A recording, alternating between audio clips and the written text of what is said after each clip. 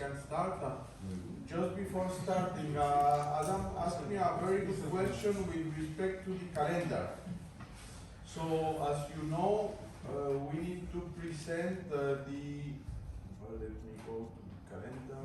Calendar should be here. We need to present in the last week of last week, something around the 13.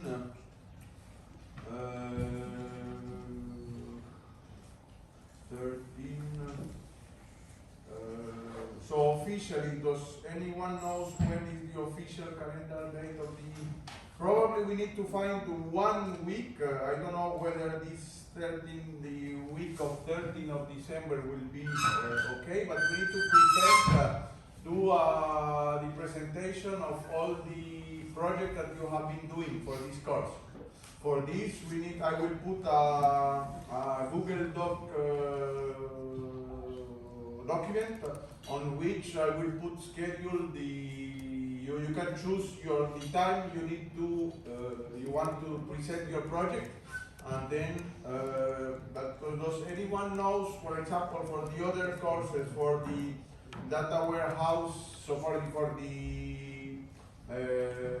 Mahmoud course or Dimitri's course, is there any constraint on this week, the 13 or the 20, the week of the 20, the week before? I think that week we have a mining presentation. Which one? This week. So okay, you will be there. The idea is that you will be around this week already for your for doing the presentation. So typically I will, let me try to open. Sorry, can I just add to that? Yeah, please. I think the earliest possible time that some of us might be able to leave Yes, I know this would be December 21st, because for data mining we'll be presenting on either the 21st or the 22nd. So it's possible some people will be done on the 21st. Okay. And some people as late as the 22nd. Let me try to find last year schedule. If I find it the next year.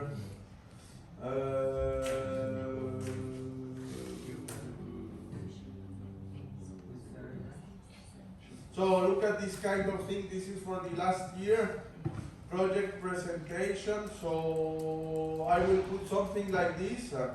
And then you will choose your date and then your slot for doing the presentation. So as you have seen, that was last year it was Thursday. That was the latest time for the presentation. So if I try to, so you are saying 22. Would be the latest, yeah. If you did a similar thing of December 13th to the 17th presentations, speaking on my behalf and probably my team's, we would like that. But what about the schedule for the other courses? How many free slots you have here? I think we have more free slots this week than the other week. Also, finishing on the 24th, as Adam said, some people who might already. Of course, but so I need your input for that. So please, can you please send me someone, maybe you, Adam, Sure. free slots here? So I can put these free slots in something like here. Yeah. How early and how late? I don't know, 9 a.m. to 6 p.m. and then you give me slots for I can put this. I can send that to you. And then. But that's only based on BDMA students. I don't know anybody else's schedules or anything else. Okay, but at least we can already Yeah. start this, and then for the others, I will mean here as always. This is a first serve, first come first serve basis. The person that will reserve that slot, it will be taken. So as soon as I have these slots, I will put those for the week of the 13. I will also put some slots for the week of the 20. Maybe you can also provide me some slots for that week. Or the week of, the 20th as well? Yes, I mean, and then of course, as soon as I publish this the web document, then you choose the slot that you better fit for yourself. And not the weekend though, the 18th or 19th? Not. I'm just asking. How much would you like to come on the 18th? Because it should be a. The fact is that many people might have constraints than the other week because, as Adam said, the 24th might have finished and they've already booked flights, probably on the 24th or 27th. And so that's a constraint maybe for those 2 days. So I work 7 days, 24/7 almost.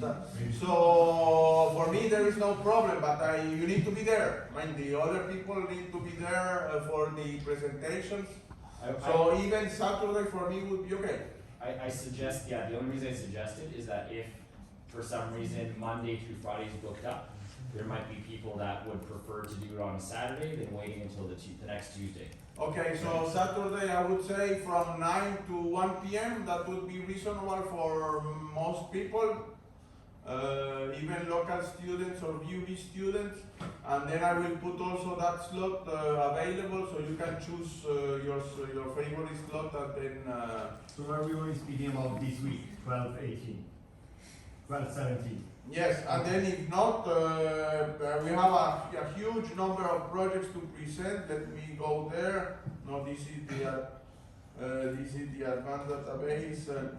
I need to put all these slots there. So it will be a lot of slots that will be taken. One question I suggested to some of you. Please look at this. I need to still. Update the latest change here, but as you have seen, I suggested to some groups that are on the same topic with 2 different tools to merge together, and so we have here a book of 4 persons. So they are still, I don't know whether, look at these, all these 3 databases, distributed databases with 3 different tools. We can merge already some of these. Please be proactive and tell me whether you can merge just a couple of these groups into a single slot that will solve the issues for the scheduling issues or whatever. So please be proactive. You have column databases here. We have already a 4-group slot, but if you find ways to merge the same topic with 2 different tools, please help me with that. You can contact the other guys that if you know, or you can ask me the emails to contact these other guys, or I can contact the other groups to merge these groups to have to reserve less slots here, basically. Okay. And by the way, how is this project going? Are you on track? Do you know what are the expectations? As always, I don't care about the grade, but I would like that you learn something, and I myself learned something. This is, for example, a guest that I need to grade at the end. I need to grade, and then as soon as during your presentation I learn something new, I have a new insight that I never thought before, I have a new comparison with a tool I never heard before, I learned something myself also. So that's a kind of indicator for me that you did your research thoroughly, and then you use the latest tools or the latest developments. So, you get the idea. You need to give me insights of how much did you learn in this experience. So until now, how much have you learned in this preparation in your project for this course? Have you ever started already your project? Not many of those. If I'm honest with you, I met one time with my partner to discuss when we're going to start the project, and we haven't touched it yet. But the database TPCDS went really well. Okay, great to see that. I will want to discuss, that you gave me your feedback in the next lecture about data warehouses. But someone has already at least started looking at the topic of this, or not at all? Can you give me your experience? We mainly did like the theory part, the research, so we searched into the tool, like futures pricing as well, because it's a cloud database in our case. You recall me which is your Azure SQL. Uh-huh. So we've been looking on the Azure platform, like just like, and the cloud databases in general. So platform as a service and software as a service and differences. So mainly research for now. And what will be the topics, if I may ask you? I mean, we can brainstorm with your example as a possible way to talk, discuss about the project. What are your findings? For example, like so far we find that cloud database is better for, I mean, I don't know like many other options, but in our case, cloud database might be useful for scalability and flexibility. So if you're looking to grow your database faster, and it depends also what you're looking for. But for a small business, it's easy to start with like a small database, which is offered as well by Azure, and then you can easily scale. Depends on what you need. And so this is the motivation for using that, so for using this technology. How do you evaluate this technology with alternative solutions for you? This, to be honest, I would not have any idea at the moment, because we've just been looking at the research part. So actually I was wondering what you're looking for in the application part. Like, should we aim to like motivate our choice somehow, or just test performance and compare the performance? But let's be pragmatic. Suppose that you are working in a yes. Suppose that you are working on a company and your boss asks this particular question: how should I go?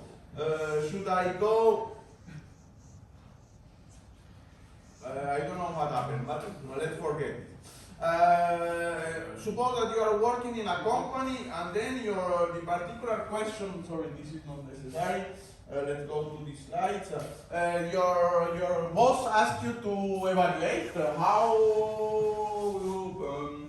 how feasible is to develop your next application on the cloud, or whether you will be buying a server and putting this onto SQL Server, which is more or less the same as Azure. How would you evaluate this?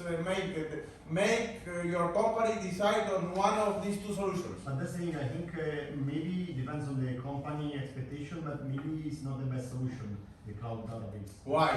Because, for example, I don't know, like if you are like already a big business and you have already like a huge database to store, maybe it's not feasible. Like it depends on the cost. I don't know. Like I would have to see an alternative as well. But I think for what I've read so far, cloud databases are really good if you start small, and then you have the option to scale based on your needs, and you can also like move your database to local if you want. And yeah, of course, cloud also offers like more storage than maybe like an on-premise option. But to be honest, I wouldn't have any idea at the moment. But is Gael here, if I remember, is someone working on Azure, or wasn't you working on, no? Someone was working on Azure and they changed in TPC, I mean the data warehouse course, there is another group working on Azure database, and then the last minute they needed to change to Teradata.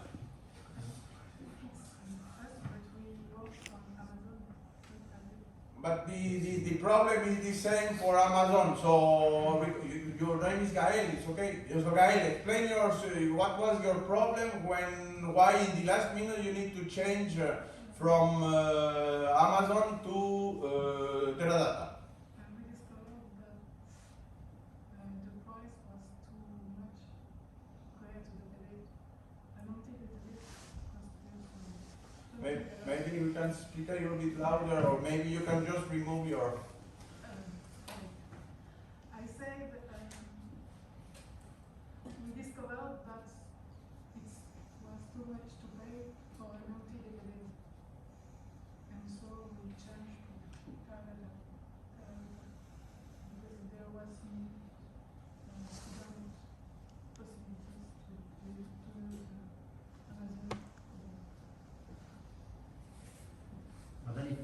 is a factor, and I would need to know the business like budget, because I couldn't like, if I need to base my choice on the cost. That's why I would rather base it on performances and what's my aim is like I want to increase my user base, and so I'm going to like scale it really quickly, for example.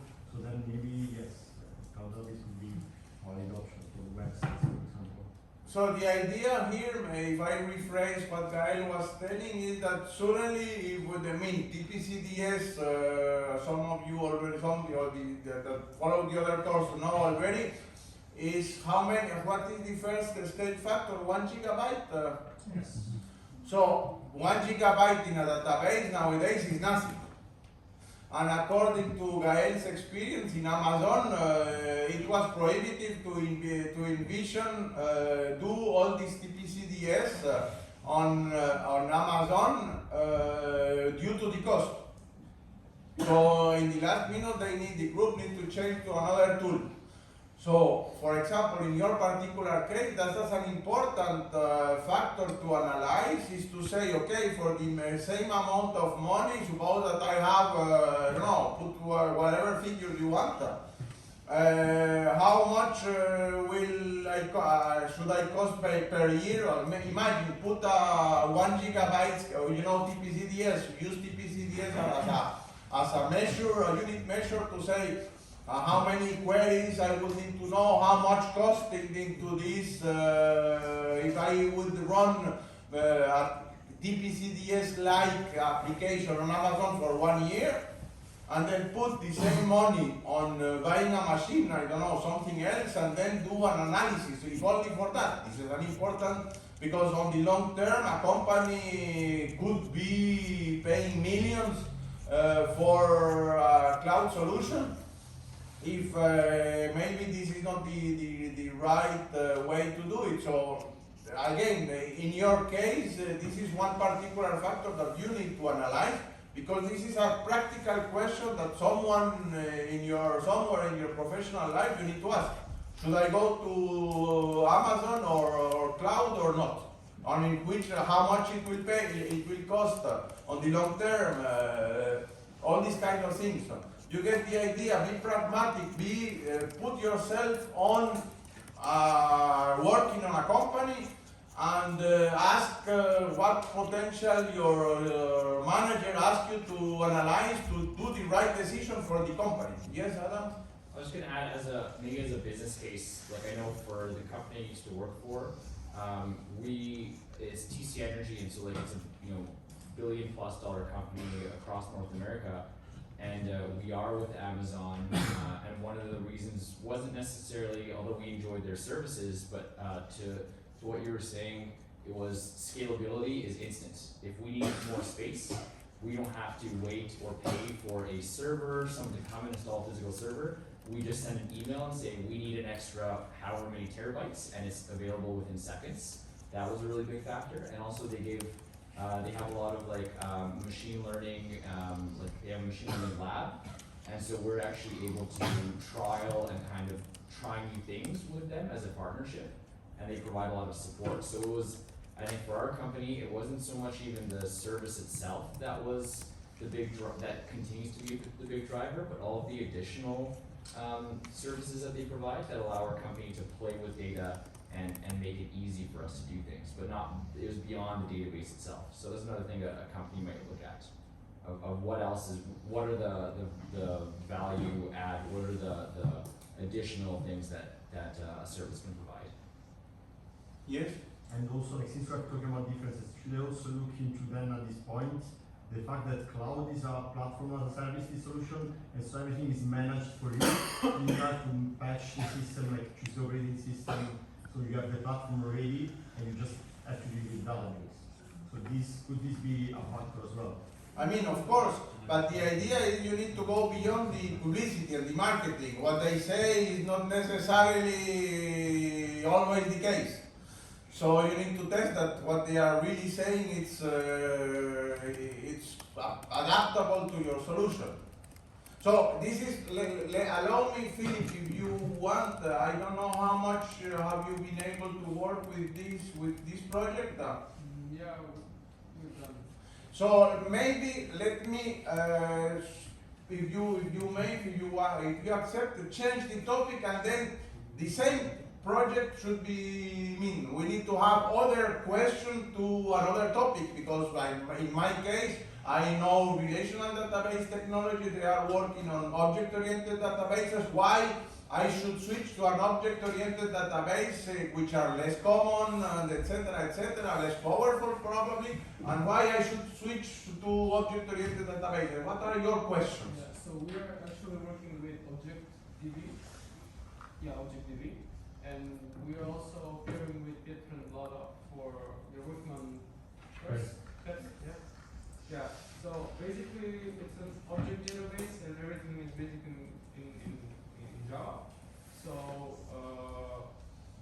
all the code is in Java, so we're basically just inputting all the creating classes as objects and just use them in our application. But the main goal and the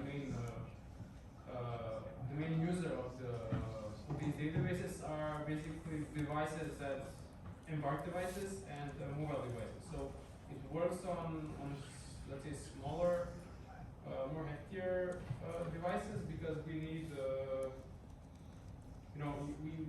it's just they're basically designing the product so that it works on small embedded devices. So basically the phone is a perfect use for that. And so far what we've seen from the inserting and running the queries, it's quite fast. And maybe the biggest issue we have for now, which is not related to the database, but basically how are we going to compare both databases. So what we decided to do is to make like a regular Postgres or SQL Server database, which has the same tables, and we just run benchmarks on the SQL database, and we compare both of them on our Java application. So yeah, there is also a possibility to use the database on your Java application, or you can even make a prototype on your phone to run queries on it. But one important factor that you don't mention yet was the issue: why are these databases for? Is it despite for the small devices? Because we can have also smaller relational databases for embedded devices. Why I should choose between a smaller database, smaller relational database on embedded devices, or object database? What is the the key factor, marketing factor, why these databases are used? Object-oriented databases. The idea here is that you have a UML, your class diagram. It's already complex to provide a class diagram for a complex application, and you optimize this UML diagram with UML classes, and then you can use exactly the same schema for your database. So that's an important factor, human factor. Because you don't need to have two schemas, one for the database and one relational database, and one for the UML, and ensure that the mapping, you add one additional attribute in UML class, you immediately need to run all your scripts to generate the new schema on your. So managing these two, synchronizing these two schemas, it's an important factor from a user perspective, the developer's perspective. This is the original idea why the object-oriented databases were designed. So this is, and then that human factor is also cost. So that means if you spend less time, your developers working on that, instead of having a single schema, this is also an important factor to consider. So you get the idea. Each database technology has its own key question to ask to decide whether this technology would be used or not for your next application. Please try to, we can discuss if you have questions about that. You send me an email or you drop in my office and we discuss. But the idea, you need to identify the key factors to make one company decide on rather a traditional technology or a new technology that the one that you are proposing. So get the idea? So it's very pragmatic. Don't, again, of course, performance is important because nowadays we need to work with big data, and this is essential. But there are other factors: money, in your case, user development, developers facility on his case, and each database has its own set of questions that criteria that you need to analyze in order to make the right decision for your company. Okay, for this idea. In any case, we can discuss whatever you want about the question you would like to ask about your project or the table of contents. Some people already sent me, I don't know whether for this project or the other project, the other course, the table of contents, and then I suggested improvements of this table of contents. I'm here to ready to help you with any question you will have in this project. Okay. So let's start today. I hope that you get well-deserved holiday yesterday on your trip, the 2 days before, because today is a complex lecture talking about temporal aspects in non-temporal language like SQL. So we have seen already the traditional problem of temporal projection that we have already discussed 2 or 3 times. Let's go a little bit with join. Let me open then the other file to have the schema at the same time. Yes, so we have I recall the schema. Employee table is a traditional table. Position table is a traditional table, and then we have 2 tables which are incumbents, saying that this employee works on this position from this time to this time, and salary, this employee has this earned this amount of money from this time to this time. So with this we need to, sorry, not this one, I can close it, this is for the next course. This is for the next course. So here we have the sequenced join. We have the 2 tables, incumbents and salary, and the 2 attributes evolve independently one to another. So we need to nevertheless find correlation between these two attributes, and then we need to do a join between salary and incumbents. Here there are several assumptions. There is supposed that there are no duplicate rows on the table, so you need to put constraints on that to ensure that in order that the next pieces of SQL code work. That means in very particular, very precise term, at each point in time an employee has only one salary and only one position. As soon as there are your database is not having this constraint, not satisfying this constraint, the next code will not work. So as we have seen, this is how you would write this in SQL. Look at this here. We need to be sure that this is less than equal, this is bigger, greater than equal, this is less. So it's very error prone to write this kind of code. If you miss one of these inequalities, everything falls down.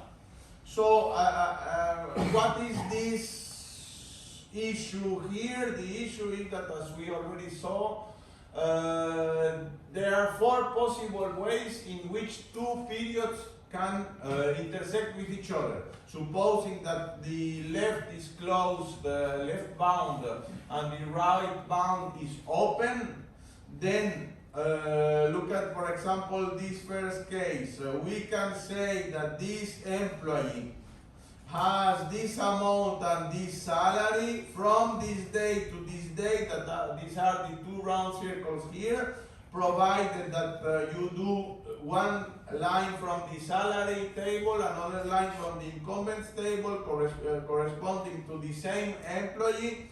And look at this, like from date here is less than S from date, and S to date here is less or equal than to date. So we are meaning that here the period for the salary is included into the period for the incumbents. Strictly included. And in that case, we can take these two smaller bounds to this to say it has this salary and this position. Okay? And the second case, when one it starts before the other, the third case, one ends before the other, and the fourth case, when one is the equivalent of this, the complementary of this.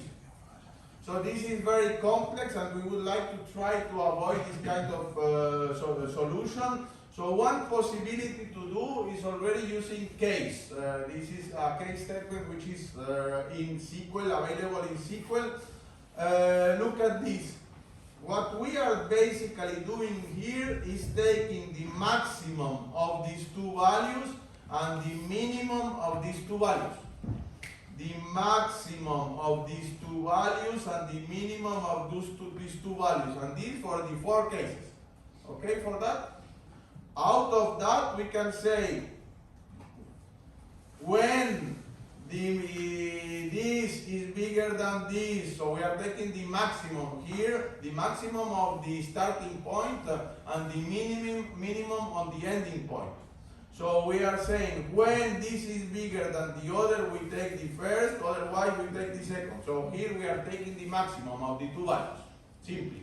Get the idea?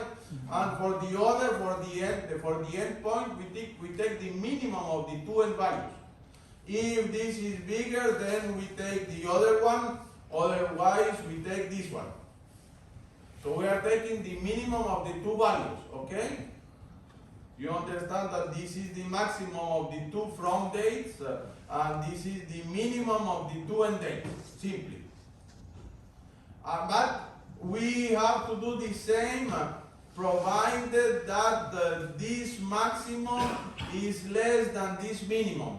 To ensure that, to ensure this, basically, to ensure this, all these four solutions. The intersection is not null. The intersection between the two periods is not empty. Okay? So we are saying the same thing. When the maximum of these two values is less than the minimum of the two values. Okay? This is just encoding.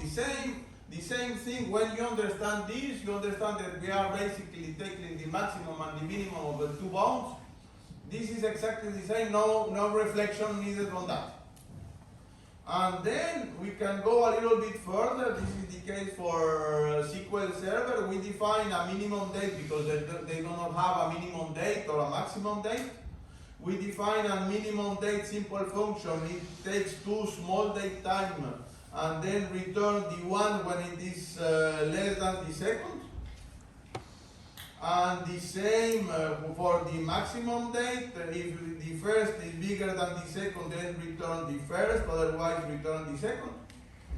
And then you can see that you can write your temporal join with this simple statement. Okay? We are saying when take the maximum date at the start date, take the minimum date, minimum date at the end date, provided that the maximum from is less than the minimum 2, to ensure that the intersection of the two periods is not empty. Yes.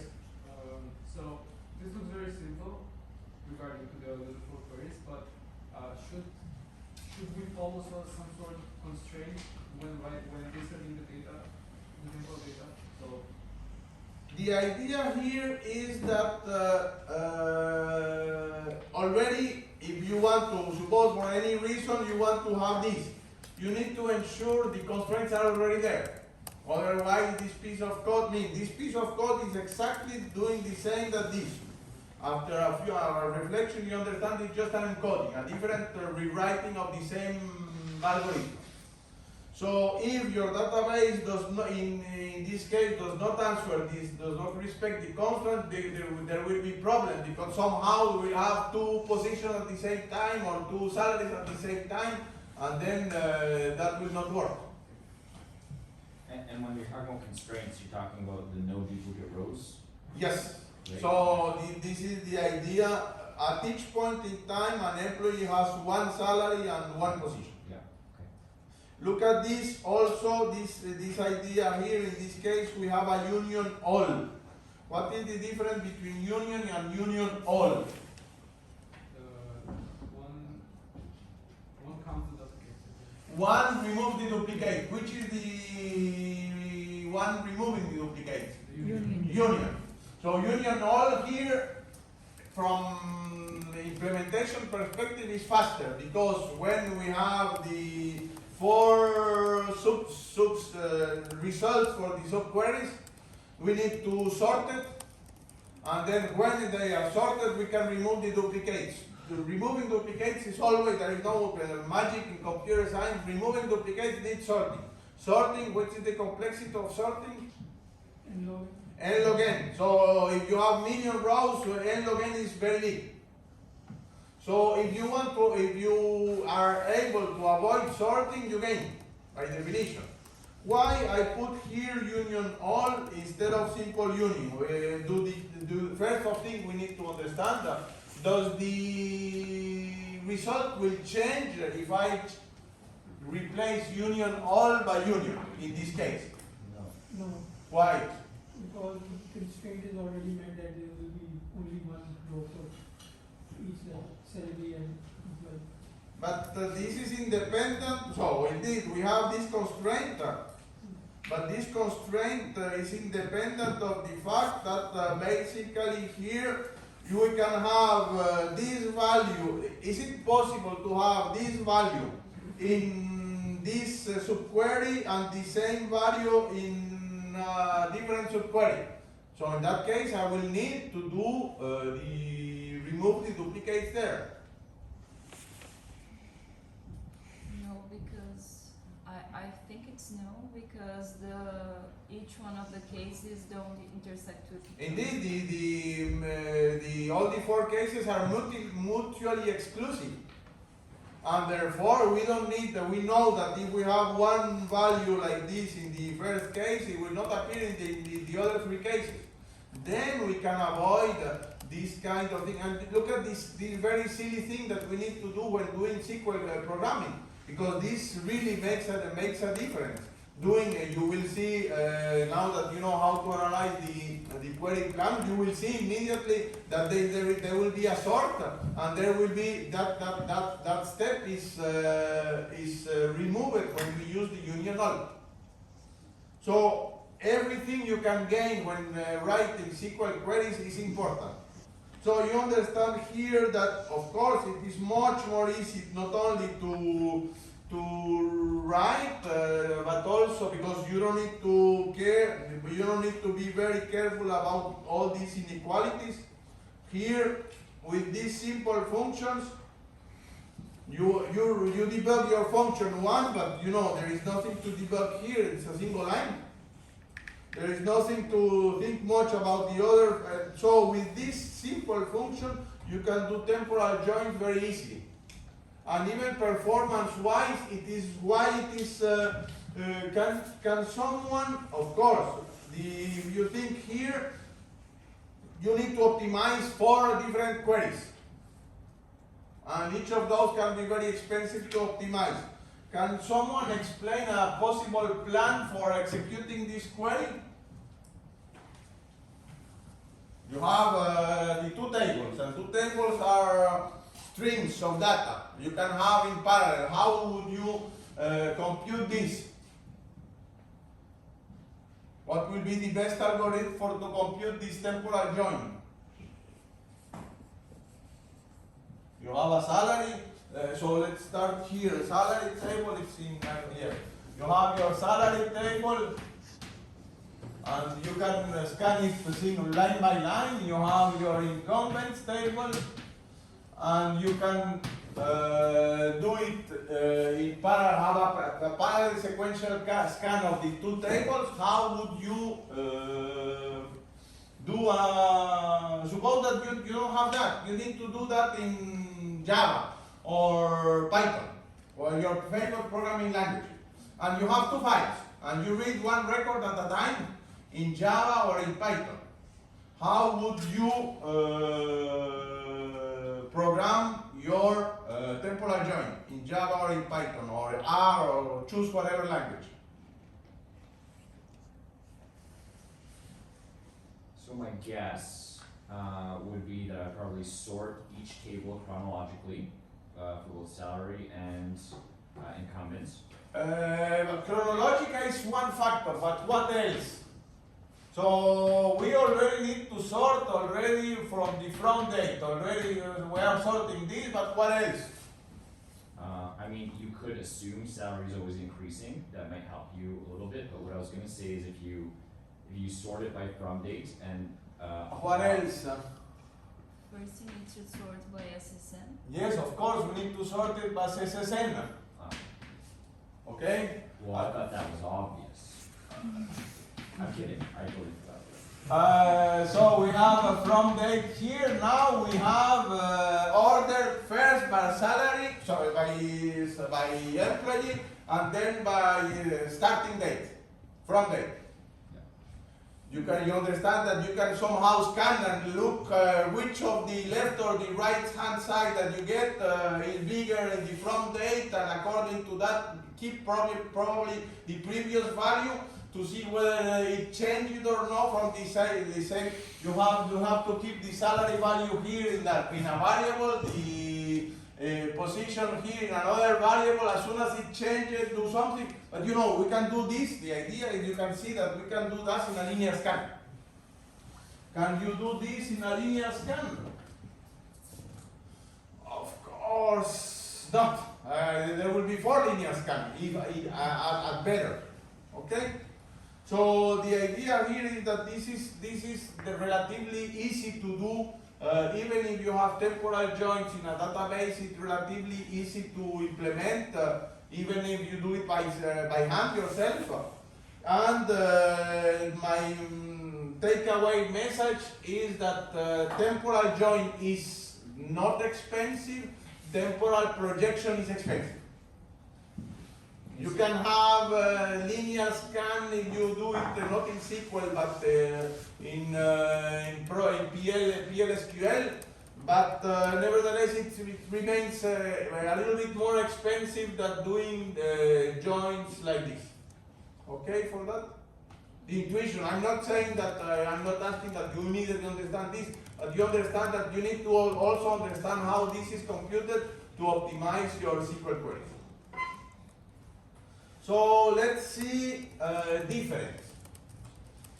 A difference is expressed in SQL using except, not exist, not in.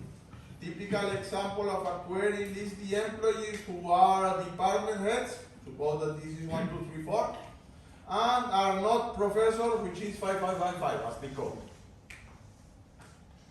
So how, as I already told you last time, the first, when you are talking about temporal aspect, be sure that you understand really deep how would you do the same query in non-temporal. So how would you ask this thing in a non-temporal database? You will do it like this. One possibility. So you take one row of one employee who is department head, and you cannot find in the same table another row for the same employee having the other position. Get the idea?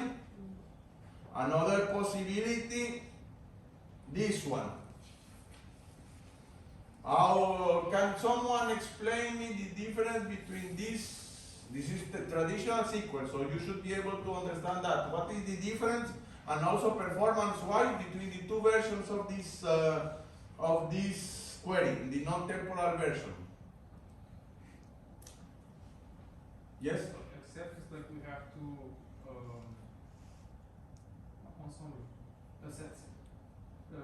two sets, and we basically create one with department heads and another with professors. So the ones who are not in the other are removed. And without any intelligence in the SQL optimizer, which will be faster? The first one. Are you sure? I think the first one there is a loop, we already exist, and the second one we threaten that. Yes, but we can, as soon as it finds one that is not, It will compare one row from the outer side with all the table information. You cannot escape the inner loop. We cannot escape the inner loop because you have to bet on the first, you bet on in your left hand you have I1. And then you need to bet whether you cannot find, and then for this you need to go to the end of the same table, so it's an n squared. If the optimizer is not smart, you have an n squared here. But what will be the algorithm for doing that?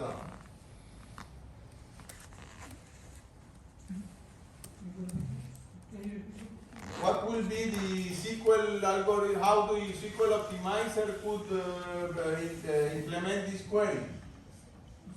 Yeah.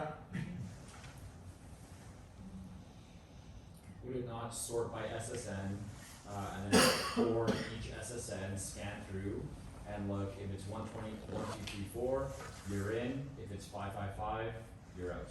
Or sorry, as soon as it scans through and it finds a 555, it just drops that whole SSN. So it doesn't even have to get to the end of the. Can I interrupt you? Yeah. Because this is an optimized version, but the silliest version that without any optimization, and then your optimization is very good. But what would be the silliest plan that the worst optimizer could find? index. Sorry? Index? Even without index will be important indeed. Suppose that you don't have an index on PCN. You need a linear scan, and you put that into a table, all the department heads. A second linear scan, you get all the incumbents, and then you do a different, but this will be very, very easy. So it will be 2n as a complexity of this query, okay? And then in this case, if this optimizer is not smart enough, it will be n squared. So we are sure that probably this will be optimizer, unless now I ask you again to restart your algorithm. You take your algorithm, madam? Sure. So it would first, if you sort by SSN, so Yeah. you're sorting by the employee, and then you look through and you sort by the employee and kind of group by, I guess, position. And any So basically, let's start with the suppose that you are scanning the table and then you have a bunch of for the same SSN. yes. Suppose that you also sorted by PCN. Then how would you do? But basically, for each group, you need to decide whether the SSN will go out or not, will be output or not. Yes. So as I'm going through, as soon as I find 5555, I'm out. No, since it is sorted, you need to find whether 1, 2, 3, 4 is there. Suppose that you don't find 1, 2, 3, 4, should you keep or not? No. No. So suppose that here you find in this batch, here you find 1, 2, 3, 4. Yes. So now I can travel through. What I travel through again, as soon as I find one of them, that's a 1, 2, 3, 4, I stay. And then as I keep going through it, as soon as I find 5555, I'm out. And if you find 5, 6, 5, 5, then you can go to the next employee without asking yourself. No, I keep going until the end. And if I found a 1, 2, 3, 4, but I did not find a 5555, then I'm able to return that value. Indeed. So you get the idea. You need to really understand how this is done in non-temporal databases, and then we can begin thinking of how what are the possible cases in the temporal version. So what we just described right now, though, is this kind of dependent on which database management system I'm using, or whether or not they have that query plan available for use. Is that kind of what it comes down to? So But you need to analyze the query plans and see whether they were able to have at least one of the query plans that we discussed. Okay. And some are smarter, some not. Okay. Even PostgreSQL does very silly things in the query planning. Because simply they didn't consider this particular case that it can be, and then little by little, every new version, they add new particular cases for optimizing. So this is, I guess, where if I'm using Postgre, and I know that I do a lot of this type of thing, I can create my own query plan and say, when you're doing for these tables, you're going to use this query plan because it's going to make the most sense, because I know what the data is and how. Or another possibility is to rewrite the query in a way, probably suppose that at the beginning you have this query and then you SQL or SQL Server or PostgreSQL is not able to do something out of this. Maybe you can rewrite the query like this and without doing anything, you have a better performance. So when you have a performance problem, the first suggestion would be to rewrite your query in a way that the plan automatically generated by your tool perform better. Is there always a way to be explicit with our queries? If we know what the query plans are that exist, can we always just be explicit with our queries to optimize them? Or are there situations where we have to go under the hood? Like you're playing with two variables, right? Like you either know your query plan and you know how to play with it, or you can know what your queries are and play with your query plan. But look at this, it depends really on the query. This query I was not able to optimize in any database, nor Oracle, nor PostgreSQL, nor SQL Server. And therefore I need to forget this query and reprogram it in PLSQL with a function. Because no SQL, no optimizer is able to do this in a smart way. By sorting in the right attributes and a linear scan and keeping the right variables with the previous value, the current value, I was able to do it. And I was mentioning this last time, from 1 week to 5 minutes. And this is a concrete number, I'm not exaggerating, with 1 million tables. So 1 million tables times 1 million tables times, so 1 million tables, 1 million rows times 1 million rows here and not exist again 1 million rows, forget it. Yeah. So as a linear scan, I was able to do a linear scan, but I needed to understand how to do it properly in programming myself the loops. It depends. If you are, it's an exceptional case. Probably after 30 years of database practice, this is the only case where I was not able to do that simply in SQL. SQL is well in the optimizers are, they have 15 years of experience optimizing things. They are quite good, but not for this kind of complexity. So let's go to the difference. So what would be the cases for differences? In difference we have, suppose that we have 4 possible cases. This person started to be a department head and he or she started later to be the professor. So during this period of time, she was department head and she was not professor. Okay for that? So I repeat the query.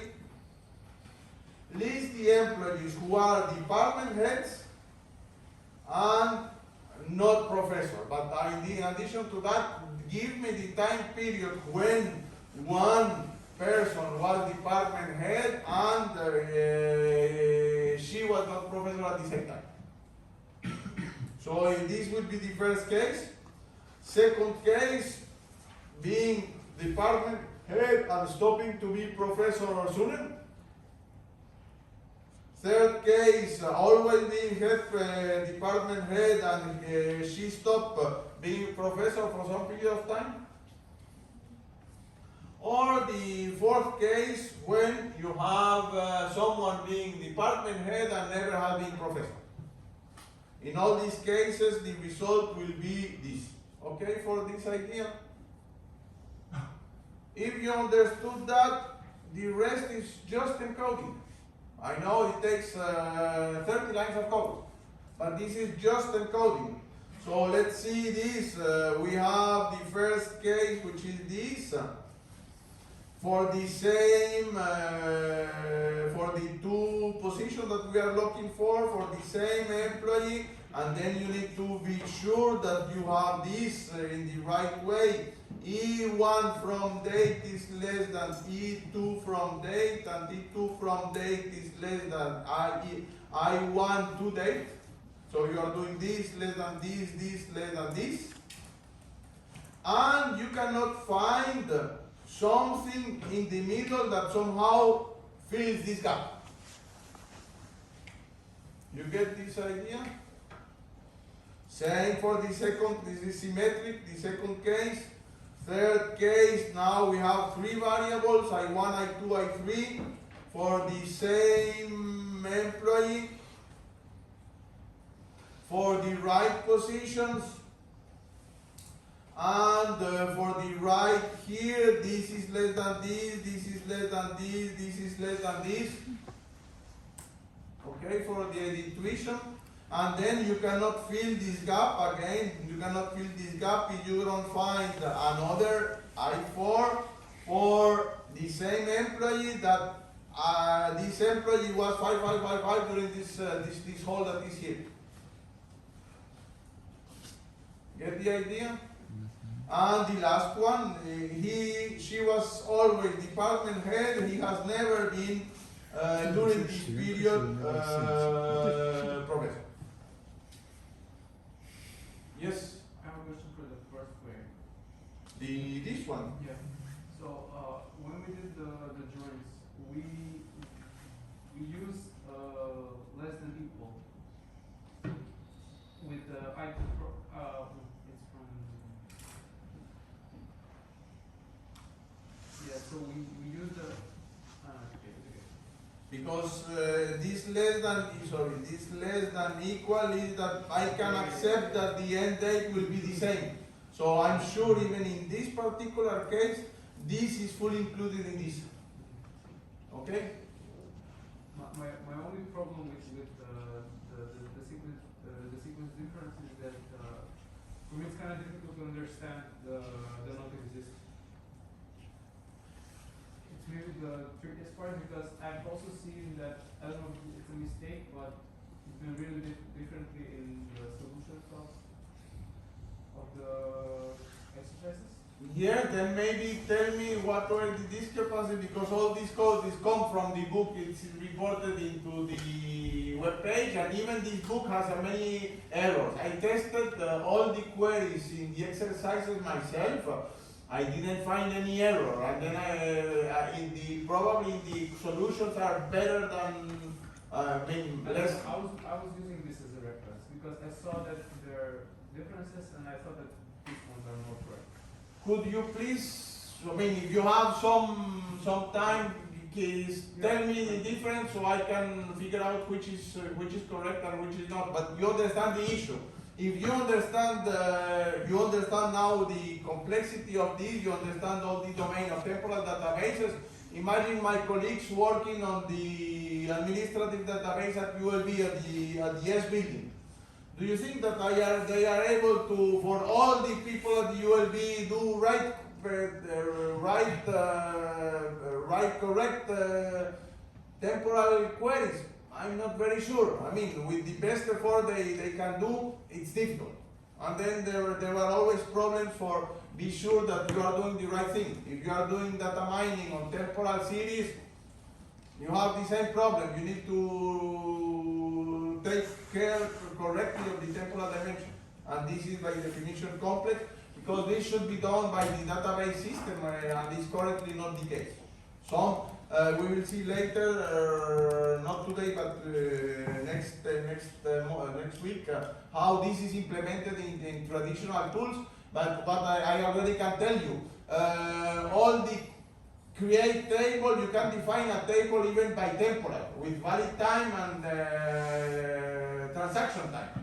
but you don't have a temporal difference, you don't have a temporal join, even when you define your table as temporal, the insert constraints are respected by the database because this is easy to implement at the database level. You never find sequential difference or sequential joins or sequential projections. So then you need to do it yourself, even for your temporal databases, for temporal tables. So you cannot avoid for the moment this piece of code. Let's go for aggregation, and this is basically the most complex part. Maybe I can have a break after your question, Adam. Sure, I guess just to clarify the less than equals to, greater than equals to, that's just a function of us saying that for when someone's an employee and if you told me I'm gonna work here till Friday, then I would assume that you're still showing up to work on Friday. That's why it's less than equals to, right? That's all there is. So it's always just look at the business context of the question. Okay, and then for the cases, like the difference between your 4 cases when you're doing joins versus differences, because they're slightly different. It's just a function of the fact that when I'm doing a join, I need an overlap. Whereas when I'm doing a difference, when I define my cases, I'm also looking for places where they're fully not overlapped. So I'm always gonna have 4 cases for both, but because I'm looking at, 4 cases for both, meaning when I'm comparing two rows. But the difference is just that one is gonna include everything where there's actual overlap, the other is gonna include all possibilities where there's a hole. Okay, thank you. And maybe I can, before try to answer, I forgot, sorry, Philippe, about your question. You mentioned that this is difficult for you to understand or not? This is what you meant. Yeah, it's kind of difficult to get the intuition. So the idea, you understand from this that if you find in the middle that this person as professor for 1 month here, I cannot output this value here. So what I'm saying in this hole between and this is look at this I2 to date, look at this I2 to date and I3 from date. So I'm really looking whether I can complete something here and do a smaller interval for the answer. It is I cannot found another row in the table for the same employee for being professor. And let's see. And basically we say that to date should be this is the intersection of intervals. The 1, 2, look at this. No, here it is. I'm saying that I can complete to the right or to the left. I can extend a little bit this I2 to the right or to the left. You're asking the question? No, I'm saying if I found for the same employee and for the being professor something that it is I2 is less than let's put an I4 in the middle. So suppose that we have an I4 in the middle.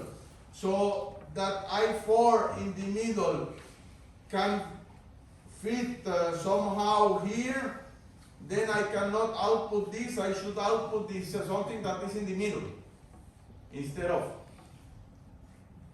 I cannot make this bigger, I cannot output this bigger interval because I found something in the middle that also pertains to being professor for the same employee. This did not exist here. So we're basically trying to find Nothing a happens. place where there won't be anything between. So if we see there's something, we will just throw that and go to another line to see. And probably